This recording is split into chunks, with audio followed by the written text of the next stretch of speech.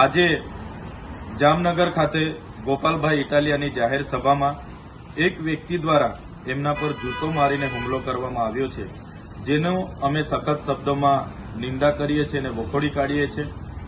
ગોપાલભાઈ ઇટાલિયા અમારા ધારાસભ્ય છે, લોકપ્રિય નેતા છે અને આમ આદમી પાર્ટી એ ગુજરાતના તમામ વર્ગના લોકો માટે આજે અવાજ બની રહી છે.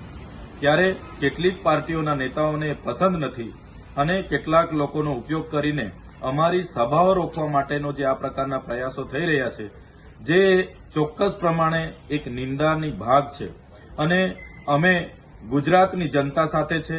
આવી રીતના અમારા લોકો પર હુમલાઓ અમે કોઈ પણ ભોગે સાખી નહીં લઈએ અને ગુજરાતની જનતા માટે અમે લડીએ છીએ અને લડતા રહીશું.